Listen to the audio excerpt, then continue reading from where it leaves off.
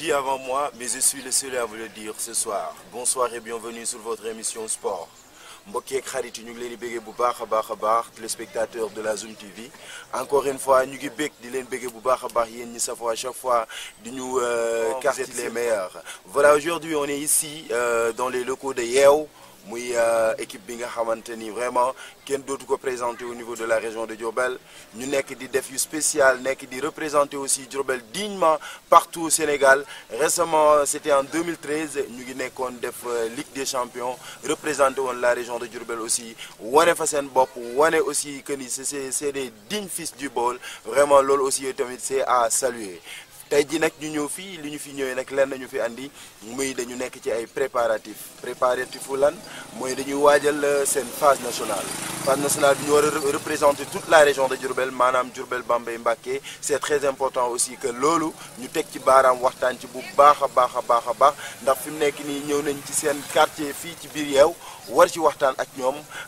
seen président bi mu ngi fi toog Khadim mu ngi fi toog moom mooy président supporters yi. Il y a aussi Tamsir Fall moom mooy vice-président supporters yi. am na aussi Cheikh Fall moom tamit ci comité bi la bokk. Il y a aussi Serigne Mor Gueye ñoom ñëpp ñu ngi fi wax dëgg fa yàlla di nekk ci préparation yu extraordinaire préparation yoo xamante ni liñ ci jublu mooy seen équipe bu ñu demee fële ca Ndakaaru daal di am ndam kon dañ leen di bàyyi ñoom ñu présenté wu kenn par kenn après ñu daal di avancer. asalaamaaleykum yéen waa Diourbel ku nekk ñu ngay nuyu sa tur ak sa sant di sant ñëpp di gërëm ñëpp ku nekk xam nañ sa yéene si Yeew mais yàgg na yàgg àggale yéene ji fi mu toog nii nag dañoo dëgmal loo xam ne dafa am importance si Diourbel muy fas yéene dem phase nationale. boobu ba léegi ñu ngi gis waa Yeew na tekk mais tekk googu noonu am na lu ko waral quoi parce que ñun yàlla dafa dogal danoo amul jot mais suba ngoon guddeeg bëccëg ñu ngi dox si lu tax Yeew andi fii ndam gi si la ñuy xëy di si wàcc. yàlla dogal na danoo dëngaloon effectivement tabaski bi mu njatt ñu ñun ñëpp bi ñu jugee préparation tabaski ak ni mu méttee gis nañ ñëpp ni mu demee quoi yàlla dogal nag Yeew war naa dem football suba ñu koy ñaan ak mu am ndam mais teewut tamit yemalewuñ ko suñu biir ñu ngi woo waa Diourbel gépp mag ak ndaw góor ak jigéen ñi war a jàpp ñu jàpp ñu war a ñaan ñu ñaan yàlla dogal Yeew andi ndam gi boo gisee nag ma wax nekkul ne damaa war a wax Khadim Fall mooy suñu président supporter mais yàgg dafa dogal dafa mën a wut wax mais comme mën a wut wax am na ñu fi nekk ñoo xam ne war nañ koo mën a waxal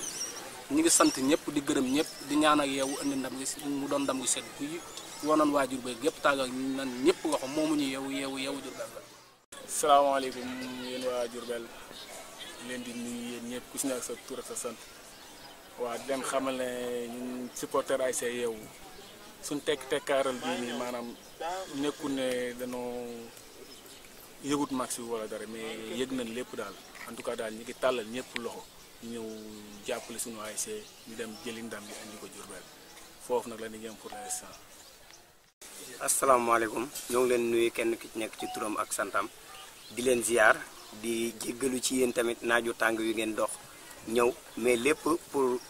nekkal fi Diourbel leen moo tax ngeen di def lii lépp waaw ñoo ngi dëgmal jub si ci li nga xam ne mooy phase nationale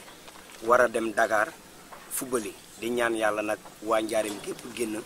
jàppale nu ñu dem ci jàmm ñëw ci jàmm indam la ci jàmm di leen ñaanal nag yàlla na yàlla def xewal. Merci beaucoup, ces téléspectateurs de la Zoom TV. Encore une fois, merci ci présentation du comité supporter u Yeew. Vraiment merci. Voilà, juste nag pour ñu waxtaan yaatal waxtaan bu baax parce que gis nañu aussi que ni vraiment vous êtes très motivé. Motivation bi mooy lan sa équipe nekk ci en phase de préparation yow nga nekk ci mais aussi dañu seetlu ni dëkk bi dafa muu seen quartier bi yënguwul. gisuñu drapeau yi gisuñu graphe yi gisuñu ñu bind miir yi gisuñu ñuy tànqal kenn léegi ñu bëgg leen laaj fi mu nekk nii lan mooy problème bi maanaam ci ban côté préparation ngeen nekk seen préparation ci lañ bëggoon ngeen wax voilà. maanaam préparation boo gisee gi tax mu demee noonu ñun yàgg suñu borom daf ñoo nattoo ñu juddul si ay murid saadeex sa dafa am loo xam ne dañ koo baaxoo di ko def chaque année sa tombewut ak phase nationale yàgg dogal ren mu tombeeg Yeew war a dem phase nationale ñu war koo préparé mais loolu dafa gën a doon priorité muy dañuy def chaque année cantuk sëñ Saaliw bu mag a mag si loolu la nekk di ko organiser mais bu cant gi jàllee suba à partir de demi prochaine match di nga xam ne ñun pare nañ na phase nationale yi bu baax a baax népp nu ko équipe di paree rek paree nañ ko so am nañ objectif pour jóge ko sa goo gën gëm li ma nga wax rek moo ci ne comme yàgga dafa dogal cantuk sëñ Saaliw dafa àndut ak yenn moo tax yenn yi nga war a gis yëpp gisoo ko koñ bi na tekk mais koñ bi sax néewul tekk xëy na jëmm yi ñoo na tekk quoi sa cantuk sëñ Saaliw moo àndut ak yenn moo tax mais bu tey jàllee di nga xam ne ñu ngi koy paree nun ko war a paree bu baax a baax merci. mais instant bi waroon nañoo gis xorom si même bu fekkee ni cant Serigne Saliou moo fi am cant gi mënoon na di rëkk ci gannaaw teewul xorom si aussi di daw boo duggee biir yeew ngay sentir que ni am nañu ci benn préparation bu ñu nekk pour seen équipe mais dañoo seetlu ni bi ñu fi duggee ñun dëkk bi dafa ni tekk alors que bu ñu naan yëngal boo dikkee yeew moom fi la wulee ñaay dañoo bëgg a xam aussi tamit yéen instant bi ndax am ngeen effectif boo xamante ni pare na pour ci préparation wu Fat. li mu wax dëgg la kon li sama rakk ji wax rek moo ci nekk mais ñun yëngal let fii la fekk baax mais bu soobee yàlla suba bëgg nañ ngeen teewa ko 10 heures fekk leen fii balaa gaayee dem ñu xam ne gaay yi nan daa yëngale ba léegi mi ngi fi ndax sabar yi mi ngi ci biir tout près sabar yaa ngi fi lépp a ngi fi doo bëgg suba 11 heures ngeen ñëw xam ne gaay yi ni daa yëngale ba léegi ñu ngi ko yëngal mais kon li mu leen wax ne cant sëñ Saliou bi moom la nekk looloo tax ñi mënu fee yëngal dara mais suba 11 heures bu leen fekkee da ngeen xam ne yow ma daa yëngal ba léegi mi ngi gën a yëngal te leneen dafa gën a yokk incha allah. instant bi seen préparation yi fi mu nekk nii ñaata kaar ngeen pare pour yóbbu ñaata góor ñoo pare ak ñaata jigéen maanaam ñaata kaar ngeen pare grosso modo pour yóbbu ko quoi ci final bi. bu noo wax dara quoi parce que ku xam yow xam ne yow dafa am mbooloo am gannaaw quoi sa ñun dong nekkuñu fi mais dëkk bi yëpp ñëpp a soxla pour seetaani yow quoi ñu ngi déglu waa dëkk bi yëpp ba xam nañ féete mais luy suñu objectif mooy fas yéene noo seetaan fees ak stade ba yow di football loolu rek moo nekk suñu objectif. mbokk téléspectateurs yéen a ko gisandoo comité supporter yeew instant bi ñu ngi tendance waa Dakar parce que ñoom déjà pare nañ nee nañ bu ñuy dem li ñu bëgg mooy feesal stade ba moom fees jàpp ngeen ni di ngeen feesal stade ba incha allah waaw ndax vraiment puisque yëfu Diourbel la je pense que ni ñëpp daanu ñëw aussi fekk si leen uyu si leen voilà juste aussi pour ñu avancer ñu bëgg a comprendre aussi ndax gis nañ ni phase nationale loolu du lu ndaw et que ça demande beaucoup de moyens est-ce que moyens yi ñuy xaar pour préparer suñu équipe pour bu ñu demee fële aussi ñu nekk dans de très bonnes conditions. waaw préparation yooyu ñi ngi sant yàlla bu baax daal dëgg la dëkk bi ñu ngi fi bari na ñoo xam ne waroon na ma mën a jàppale yeewu mu gën a am doole ndax yokk ci rek doole ñeex waaye ñi ngi sant yàlla bu baax a baax ba ñu nekk ci ASC am nañu jom te am nañu lu ñuy bañ daal di remercier suñu président it Babou Camara jàmbaar la ko si mel ne ñoom Kara Teng si Mbay waaw tout ça ñoom ñëpp perpaté kun limu rek danoo juum mais ay jàmbaaran ñu ngi dem ak suñu doole ak suñu jom daal fu mu yem nag ñu xam ne fi la ñu yàlla yemale waaye ñu ngi ñaan yàlla daal dem jëli ndam li indi ko Diourbel muy sagu Diourbel. Bon voilà chers téléspectateurs de la Zoom TV encore une fois merci ñu ngi nekkoon ak comité supporter waa yeew muy mel ni Khadim Fall nekk président bi Tamsir nekk vice président bi ñu nekkoon aussi ak Cheikh Fall Serigne Mor Gueye ñoom ñëpp ñu nekkoon ci comité bi ñu doon waxtaan ci préparatifs et tout ça mais nag doyul parce que war nañ def le tour de yeew pour gis suñu yaay yi suñu sœurs yi ak ñeneen gis aussi le président de l'ASC yeew ñu gën a waxtaanaat ngir di yaatal affaire yi kon dama leen jox rendez-vous léegi ci sunu yaay yi. Voilà, merci beaucoup chers téléspectateurs de la Zoom TV toujours ñu ngi nekk fii ci koñu ASC yeew ñuy continuer suñu waxtaan di yaatal bu baax a baax ñu ngi nekkoon ak ñi nga xamante ni mooy comité supporter bi sëñ Khadim jiite leen ñoom Tamsir ñoom Cheikh Gueye et autres vraiment ñu expliquer seeni préparation et tout ça waaye yeew solidarité bi fi am baara dafa amul fenn mooy lan paayeeg maire yeeg xale yi ñëpp dañ ciy jàpp te nag ñu ñëw di continuer toujours doon seet si sunu papa ji nga xamante ni moo toog ci sama wet di Serigne Atoumane Fall papa ñu ngi leen di nuyu bu baax a baax di bëggee aussi sama papa ci sama gannaaw El Hadji Tamsir Fall ñoom ñëpp Fall Ndiaga Yaram c'est la famille Fall di bëggee aussi l'incontournable la Lionne ki naan maman la Lota yow tam aussi ñu ngi lay nuyu bu baax a baax waaw xam naa nag dañuy daal di rek continuer damay jox sama papa ji nga xamante ni moo toog sama wet muy papa Atoumane papa nga wax tuuti rek ci xale yi ak nii nga xamante ni moom la ñuy ndamalee njaareem ndax dafa neex ñu war a représenter dëkk bi yëpp fële ca biir Ndakaaru yow nga nekk fii doon suñu baay nekk ci suñu biir te olof Njaay naan mag mat naa bàyyi cim réew ngeen gis sax loo xam amaana gisaguñ ko nan nga gisee seen wàccaay gi nga xam ñu ngi wàcc ak lan nga leen ciy wax. waaw maanaam wàccaay gi daal ñoom ñoo bokk ndey ñoo bokk baay benn famille leen boo xam ne bii ne famille bu am jom lan bu nangoo liggéey bu nangoo sonn su ngeen gisee ñu dugg ci affaire football bi itam da di sport dëkk bu mu nekk xale yi fa dëkk war nañ caa mën a bokk waaye ñoom ñaq tedd doo nga leen xam c'est que nag comme dañ fee nekk ak seen i jigéen nekk feek seen i moroom ak seen i nawle bu ñu dee def lu mel noonu ñu bëgg a suqali dëkk bi xumbal koñ bi xumbal xale yi bégal leen moo tax ñu dugg ci affaire sport di ci ñàkk seen xaalis di ci ñàkk seen alal di ci ñàkk seen doole di ci ñàkk seen lépp ma di leen ñaanal mel mi nga xam ne nag man la fi yàlla teg ginnaaw yàlla ak yonent bi ci kër gi fu mu jublu yàlla na fi sa borom def sahadatan daare ni jàppale leen ba ndam ni nu bëgg ñu am ko ndax day wax dëgg yàlla seeni waajur liggéeyal nañ leen ko nit ñi liggéeyal nañ leen ko ñu ngi leen koy ñaanal nag li ci des nag nu bàyyi ci loxol suñu borom ah kii nag sama rakk muy Tamsir Fall waaw da ngeen maa njëkk a laaj waaye su ngeen ko laajoon lépp mën na koo wax te duma ci am kon ñu yokk cere rek dolli ñeex ma daal di tourné gërëm sama papa ji moom ak nga wax ci tuuti rek yàlla leen li ngeen bëgg si yàlla nag sa borom def ñun fii dëkku fii kër Sëñ Tuubaa ñu daanaka comme ni mu la ko waxee rek ñun fii daanaka ñun lu ñàkk tëdd xamu ak liggéey Sëñ Tuubaa waaye nag comme daroo la bokk jaboote ñu di ko ne te toll ci àdduna loolu rek moo tax waaye ñun daanaka moom waaye nag comme wax na ba pare moom li wax rek moom man li wax moom laa voilà merci beaucoup merci vraiment dañuy daal di rek toujours wéyale waaw di bég bu baax a baax ci papa Atoumane ak sama papa ji ci gannaaw aussi El Hadj Tamsir di bég bu baax ci seen kàddu yi gis nañ tam aussi ni ngeen di motiver xale yi ndax kat gone lépp lu mu nekk bu ca mag dugalee loxo maanaam day gën a neex ndax peccum liir bu neexee dama naan mag ña ñooy jàpp ca wagg ya kon wax dëgg fa yàlla kontaan nañ ci bu baax a baax baara dañuy tourné rek ma gis sama yaay ji laa liyoon man laa liyoon laa koy wax muy maman Lota dégg naa fu yeew dugalee rek day jël position waaw position bi laa bëgg nga may ma ko bala ngaa tàmbali. maa ngi leen di position bi. may ma position bi. position bi laa bëgg bala ngaa tàmbali. loolu moom dina am moom ndax damaa kontaan ndax maa ngi ñaan ci barke Modou Fall Yankoba ak borom jàkka ji yàlla na ngeen fendi ndam ndax man ci liggéey laa leen xamee moo tax ma fonk leen li ngeen ma defal tamit dafa neex ndax bu leen neexoon tamit bi gën a waxee Tamsir wax amatul lu may wax waaye kontaan naa ci ànd bi ngeen ànd yal na yàgg yal na yeewu jël ndam li yal na ko amee fii ñun ñëpp ñu kontaan ndax man damaa doon koo xam ne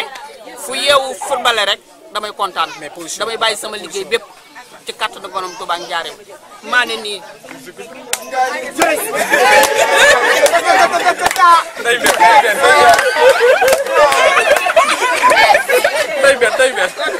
voilà merci beaucoup Bara yaa ñëw seen position bi daf la fay jiitu ñun dañ koy jot laata ñoo fi ñëw vraiment merci gis nañ ko si voilà Bara jël ambiance bi.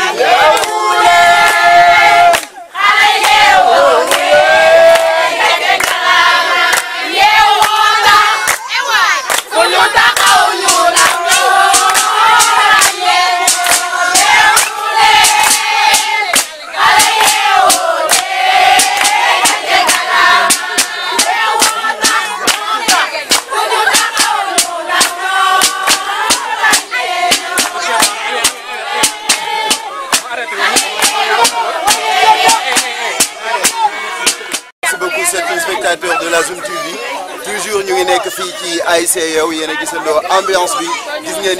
unicité bu fi am gis ngeen vraiment solidarité bi nga xamante ne moo am fii ci biir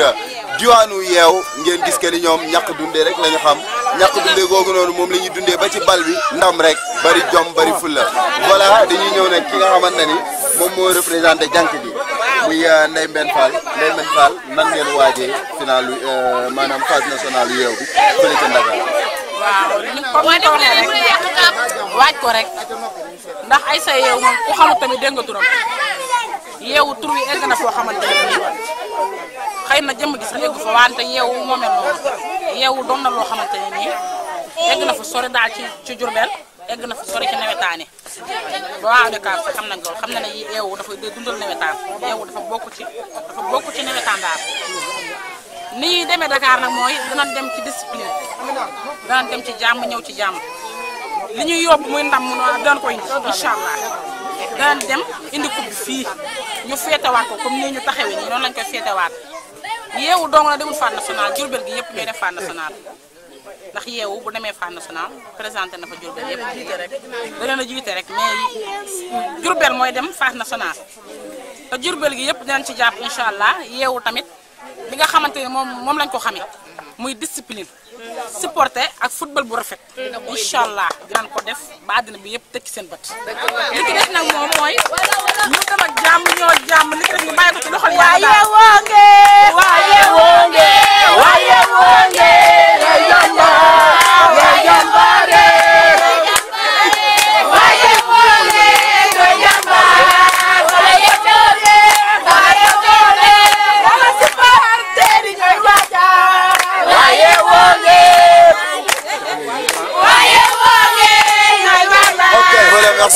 Merci beaucoup, comité supporter Yeewu, vraiment merci beaucoup. Vivre des instants d'ambiance avec vous, vraiment c'était très spécial. Dañuy teg suñu baaraam foofu daal di avancer tuuti baara dem xoolaat yeneen affaire yu baax yi ci ok. Merci beaucoup, c'est téléspectateurs de la Zoom TV, merci encore. Voilà, je vous rappelle que toujours ñu ngi nekk fii ci koñ bi nga xamante ne mooy ASC Yeewu di sillonner partout dans les coins juste pour découvrir quelque chose peut-être ci côté ambiance ci côté vraiment contribution par rapport ak fi préparation finale bi instant bi nag ñu ngi nekk juste près de ces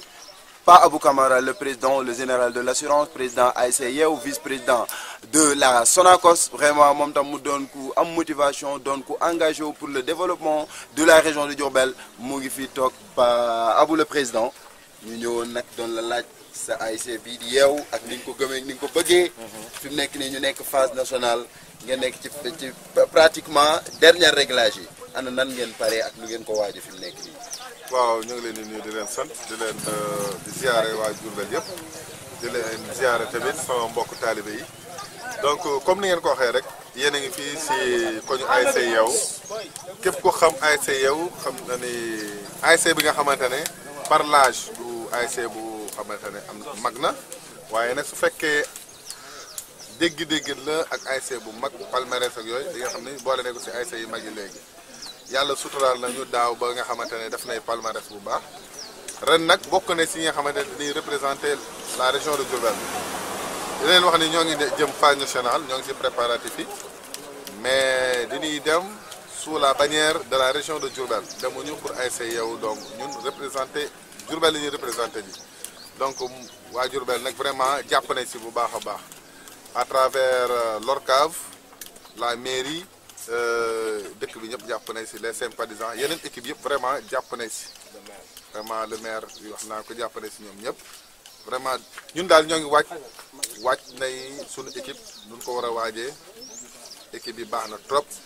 am na sunu joueurs yëpp a ngi fi ils sont dans de très bonnes conditions donc instant yi ñoo ngi regroupement kër coach bi donc d'une minute à l'autre d'ici 30 minutes ñoom dinañ ñëw fii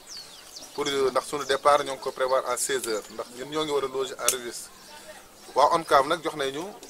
benn logement ñoo ngi ñu joxoon ci lycée moderne bu Rufisque waaye ñun ak suñu bëgg-bëgg ak li nga xamante ne dañoo bëgg teg suñu joueurs yi dans de très bonnes conditions wutal nañ leen benn villa à Rufisque villa bi nga xamante ne dinañ fa mën a loger une délégation de 35 personnes ndax 30 jours la plus l'encadrement technique donc tout est prêt là-bas donc am nañ suñu benn staff bu dem foofu noonu ñoo ngi ci dernier réglage yi donc loolu la supporters yaa ngi fii vraiment ñoom it jàpp nañ si kii bu baax a baax mobilisé wu nay les dirigeants tamit dem ba léegi nii kenn toogul pour ñu wax ni daal waa Diourbel na seen xel dal si waa Diourbel si waa Yeewu waa Diourbel may nañu confiance te vraiment ñoo ngi siy dem bismillahi rahmaani rahim ñu ngi ñaan tamit gën si alhamdulilahi rabbil alamin. Voilà, seetlu nañ tam aussi que ni lii nii c'est des matchs à l'échelle nationale ce ne sont pas vraiment des matchs yoo xamante ni comme c'est des matchs locaux et tout ça instant bi su ngeen nekkoon ci 1 fi mu ne nii yéen a ngi ci niveau 10 muy lan da ngeen représenter toute une région yow en tant que président vraiment c'est une lourde tâche pour yow est-ce que affaire yi diisul de trop ci sa côté wala fii yow en tant que autorité morale nekk fii ci dëkk bi est-ce que yow tam sa naataango autorité yi fekk si nañ la ci affaire yi jàpp ci bu baax a baax pour li nga xamante ne moo doon ay charges yu lu rek yooyu yëpp mu wàcc leen. bon mënut a diis vraiment mënut a diis ndax yor équipe moom équipe bi nawetaan ak tout ça buy dem ay phase nationale xëy na si kan lay diis may xamante amul expérience bi ndax ki nga xamante ne moo ngi manager équipe bu mel ni Sonacos boo xam ne 2 ans maa ngi fa noonu di manager équipe bi yëpp donc ay équipe yi du la jaaxal. dëgg la nag waa dëkk bi vraiment autorités yi nekk fii si dëkk bi ñoom ñëpp nag réagir nañ du ma ne réagirul nag vraiment ñoom ñëpp réagir nañ am na ñi nga xamante ne vraiment gis nañ seen appui bu baax a baax du ma lim gis nañ seen appui bu baax a baax ñenn moom mën naa leen lim ORCAV bi joxe na participation bu baax ODCAV noonu même la zone 3 léegi la fi jóge joxe na participation donc ñooñu ñoom ñoo kii ñoom ñoo boot nawetaan bi donc yeneen autorités politiques et tout ça donc ñoom ñëpp ñoo ngi si réagir nag am na ñi nga xamante ne woo nañu sànq nañu fan ngeen nekk si Dakar ñu ne loo yegg seeguñu ñoom nee nañ dinañ fa ñëw seet si ñu dinañ am lu ñu defante ak ñun mbir mi daal mbirum Diourbel la donc ñun ñëpp nay leen bokk ñu jàpp muy ñun muy cosaan di ASC Avenir vraiment nay leen si jàpp nay ñu gën a jàpp rek ñu xam ni c'est la région de Diourbel qui va vers ces échéances ñoom ñooy dem ci compétition boobu noonu di ñaan sunu borom rek defal ñu fa am ndam li nga xamante ne ndam lu sedd duy la di ndamum njaareem loolu daal loolu la. Voilà, chers téléspectateurs de la Zoom TV, toujours c'est une émission sport. Voilà, ñu ngi yëngal ba tey am na sunu yeneen i papa gis naa sama benn papa bu yegg si nii léegi baara jëlal ma ko c'est le président d'honneur de l'ASC Yeewu. Voilà, le nom c'est comment encore? Bounama Coulibaly moom tam aussi papa boo ci amee 2 mots yoo ci wax rek wax ko ci par rapport ak préparatif yi phase nationale bi et tout ça. Bon man loolu may wax toujours rek toujours man ASC bi ñun ñoo ko fondé ko créé parce que ñii ñëpp maanaam puso bi réeru ba ñu koy for man de toujours ñu may wax rek man ñii ñooy samay nit Pathé Diop ndax ñoo ne woon sama ginnaaw ba lii tey mu neex tey kon nag ñii sama doom yi sama jarbaat yi day ñëw rek buggee parce que fondement bi amoon na ba pare toujours rek ñii mënu ma lay fay parce que ñii bu ko lool ko ASC fay na bu yàgg parce que dégg nañ lu nekk nag waaw parce que ASC ku nekk dëkk Sénégal ne ASC Diourbel rek les 4 meilleures équipes de Diourbel il faut ñu boole ko ci même sa boo amul coupe kooku yàlla moo koy def dafa teel a sotti kooku ne du ñëpp ñoo ko am ci di ASC yow Diourbel rek 4 équipes yu baax il faut ñu boole ko ci kooku ne du suñu ci yàlla la dafa teel a suñu kon loolu mooy jàpp mooy dimbale ba léegi grâce à ñii nekk sama ginnaaw nag vraiment supporters yi sympathisants yi dëkkandoo yi ñëpp seen coono seen xaal di ci def ba léegi ça fait léegi moom 17 ans 12 ans yor na équipe 12 ans vraiment macha allah sama doom yi ñëw nañu sama jarabaat yi ñu jox leen ko jël flambeau boobu ñu dem ñu ngi seen ginnaaw di la ñaanal kon nag lii di fuguleen parce que champion league bëgg njëkk a créé champion league phase nationale champion league da nga koy suivre la woon ak phase nationale en 2006 ñu dem Kaolack boobu champion league amoon na ak phase nationale ñu boole ko yëpp ñu def ko Kaolack dem ba demi-finale la ñuy dóoree benn équipe bu nekk Parcelles mooy dóor 3-0 demi-finale ay conditions yu métti na moo tax ñu dóor ñu ay conditions yu métti yu jot sama mi koy wax ay conditions yu métti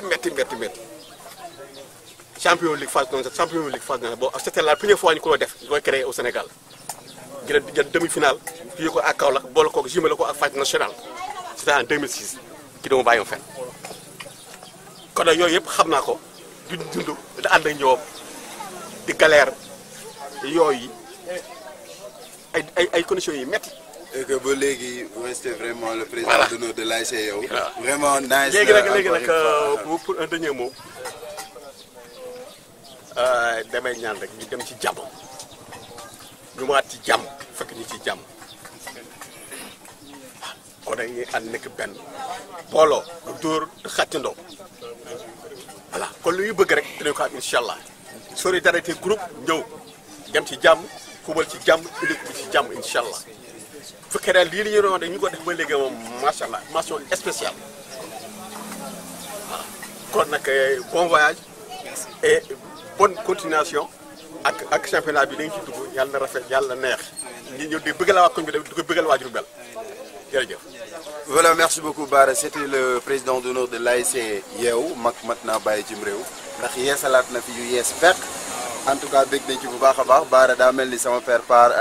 Pathé mu ngi nekk ci wet gi nii moom tam aussi vraiment ci monument wu ASC Yeewu la bokk père nga yow tamit wax sa préparation par rapport ak seen phase nationale bi et tout ça. waaw vraiment jërë ngeen jëpp ñu ngi leen di remercier vraiment ci dox bi ngeen ñëw nii rek ñëw seen saytu pour seet nu ñuy préparer suñuy phase vraiment di sant waa koñ bi yëpp booy supporter gis nga mobilisation bi ñu def fan yii yëpp lekk ñu naanu ñu ngi yëngu pour mettre équipe bi dans de très bonnes conditions. comme ni ko le président waxee rek ñu ngi sant autorités yi di sant ñëpp ñi nga xam ne ñoo ñu jàppale pour vraiment ñu dem représenter di la région de Diourbel à Dakar ñun demuñu pour Yeewu tout court dañuy demal pour Diourbel kon la région de Diourbel la ñuy demal yi incha allah di ñaan yàlla rek suñu demee yàlla bu ñu leen décevoir li ñuy séntu ci ñun yàlla nañu ko gis ñun te incha allahu taala am nañ ci yaakaar. te président vraiment dox na ci wax na ci sonn na ci ba li ci des ay dernières réglages rek pour mettre l'équipe bi dans de très bonnes conditions te am nañu yaakaar ne sax sorti na ba pare kon li ci des rek mooy xaar booy yi nii ñu préparé ñun nañ lañuy xaar ñu ñëw ñu sas leen